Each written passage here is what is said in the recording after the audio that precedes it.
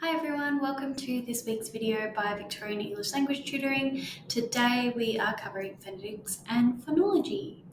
So we have some key terms to begin with. Our compulsory study design terms are phonetics and phonology, phonetics being the study of sounds and phonology being the study of patterns of sounds or sound systems. The following are not included in the study design, but they are helpful to know in understanding phonetics and phonology. So we have monophthongs and diphthongs. These are to do with the positions in the mouth that sounds are made. So monophthongs are vowel sounds that require one position in the mouth. For example, ooh is a monophthong because it's a vowel sound, ooh, that requires one position in the mouth. You'll see that my mouth doesn't move, ooh. But with a diphthong, we require multiple positions in the mouth. So something like a, you'll see that my mouth moves halfway through, a. So I go open and then closed. So like day would have a diphthong. You can remember this as mono being one, dip being two, and that's kind of the difference between monophthongs and diphthongs. We also have voiced and unvoiced sounds, which are to do with vibrations that occur. So voiced sound is a z, and an unvoiced sound is a s.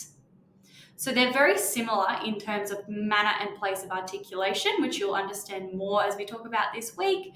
But the z has the vibrations and the s does not. So that is the difference between voiced and unvoiced sounds. Like I said before, these ones aren't specifically in the study design, but they are really helpful to know when analysing texts and understanding what's going on in terms of phonetics and phonology. Excuse me. Okay, our International Phonetic Alphabet is also known as the IPA. The IPA is the system that we use to denote sounds and pronunciation. All languages can write with IPA and can be read by non-native speakers. Each symbol represents a sound, not a letter. And this is why non-native speakers can read IPA and be able to pronounce words accurately because each symbol represents a sound and not a letter. So you'll see down the left-hand side, we have the way that the sound is being made. And along the top, we have the place that the sound is being made. These are called manner of articulation and place of articulation. So for example, let's look in the very first box where it says, where you can see the P and the B. The first one is bilabial. Bi means two, labial means lips, so we can assume that we use two lips to make these sounds. So if you make the P sound or the B sound, you'll notice that you're using two lips to make this sound. Labiodental is to do with teeth and lips. So if you see labio, which is lips, dental, which is teeth. If we go down to the fricative spot, you can see f and v. If you make those sounds now, f and v, you can see that both your lips and your teeth are working together. You could go on through all of these if you want to and have a go at making all the sounds. T and d, they're dental, they're alveolar. You're using your alveolar ridge, which is in the top inside of your mouth. You don't need to memorize this table. If you are ever asked any questions about the IPA, you will always be provided a table or a kind of key to go off. So you don't need to worry about memorizing this. That's a tertiary university thing. If you go on to study linguistics in university, you may need to memorize it, but not in VCU. I think that's all for that one. So we also have, we need to use Harrington, Cox and Evans's symbols for transcription of Australian English. That is what is in the new study design. All that means is that this second column here is the one that you want to go with for the sounds that are made in the words on the right-hand side. So if we look at line 3, bet, ten, and wek, all three of these words have the sound in them. and they are denoted by an E shape. I'm just trying to see, attempt, arrive. If you look down at the schwa, which is the upside down E, we have await, attempt, arrive. We'll talk more about schwas later, but for now, just take note that you can see that each sound is represented by a bunch of words, and you can use these words to understand or figure out what exactly the sound sounds like, or the symbol sounds like, I should say. So that's our IPA. Then we have speech sound production. So consonants and vowels. Our vowels are A, E, I, O, and U, and then our consonants are all the other letters that aren't included in those ones. So when we talk about consonants, we're talking about voicing, place of articulation, and manner of articulation, which is what we've just gone through. Vowels, we talk about the height, the backness, and the roundedness. So if I say ooh, the height is very in the middle, it's very level. The backness, ooh, it's at the front of the mouth, and the roundedness, ooh, it's kind of as round as you can get. So just be aware that vowels, we can analyze vowels in this way. Again, this is something that is useful to understand so that you can discuss phonetics and phonology in a really analytical and in-depth way. Okay, let's move on to prosodic features. A prosodic feature relates to the phonological properties such as pronunciation of syllables, words, and phrases. So we have pitch, stress, volume, tempo, and intonation.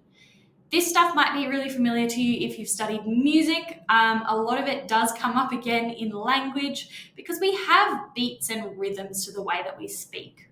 So pitch refers to the height of a sound. I can speak really high or I can speak really low. And those things can indicate different messages. So if I'm speaking really high, I could be trying to be engaging or trying to show excitement. If I'm speaking really low, I could be trying to be serious or trying to get your attention. Stress is the strength of a sound. Sometimes we refer to it as emphasis as well.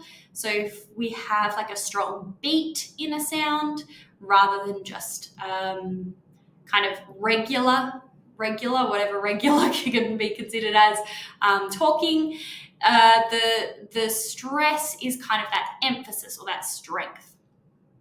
Volume is the loudness of a sound, so we can speak loudly or we can speak softly. Tempo, the speed of a sound. I can speak really slow or I can speak really fast. So just have a think about what do each of these differences achieve or do, or what's their purpose, what's their function? Why is speaking loudly different to speaking softly? What can someone speaking loudly be trying to convey versus speaking really softly? Intonation is the variability of a sound's height, so pitch changes. So when we're analysing pitch and we say the pitch starts really low and then it moves up to be high, this is analysing both pitch and intonation, because with intonation we're just analysing the changes in pitch. These are 5 terms you need to know off by heart. They will come up in every single spoken transcript that you look at. So they're a really good thing to have up your sleeve to talk about if you get a bit stuck or you're not sure what else to discuss. Okay, connected speech processes. So we have assimilation is when a sound changes to become more like a neighbouring sound. So instead of saying handbag, we might say handbag. If you have a look at the word handbag, the n, d, b sounds are really hard to say consecutively. So to say n, d, b, it's really tricky. To go from m to b is really easy. Have a little think about what we have looked at so far today and see if you can figure out why m, b is easier than n, d, b. Pause now. Okay. The reason that m, b is easier is because they are both bilabial. In terms of the place of articulation, they are both bilabial. They use two lips, and b. Handbag has n, d, b, three different places of articulation, which is why it's a lot harder to say. So that's assimilation. The reason we do it is because it's easier. It's easier to communicate, it's easier to speak. Vowel reduction is when a vowel is reduced to a schwa. So we go from to t. A schwa is the sound. So I usually describe it as if you open your mouth and you make a sound, that is the sound that will come out. A schwa will come out of your mouth if you just make any sound that can come up if you just open your mouth. So a vowel reduction is when a vowel is reduced or replaced by or to a schwa. A schwa looks like a little upside down E. Some linguists will get very upset if you call it the upside down E, but honestly, if it helps you to remember it, that's totally fine. It's called a schwa. That's vowel reduction. Elision is when a sound is omitted or deleted. So fish and chips becoming fish and chips. Fish and chips. So we're getting rid of the at and the d and just going fish and chips. Really, really common one. Again, it's for ease of communication. Insertion is when a sound is added. So suvalaki instead of suvlaki. So the first one is suvlaki, and the second one is suvalaki. Again, that's got our schwa sound in the middle. Okay, and our last few for today, alliteration, repetition of a consonant sound at the start of words. So crazy catfish or wondrous whales. So we have our consonant sounds at the start of words repeated. Assonance is repetition of vowel sounds within words. Get better, the sound is being repeated, or hot dog, sound is being repeated in the middle of the words. Consonance is repetition of consonant sounds within words. So pitter patter is the t sound, or home time, the sound. Onomatopoeia, words that imitate sounds like splosh or woof. Anything that sounds like a sound, that is a word for a sound, is onomatopoeia.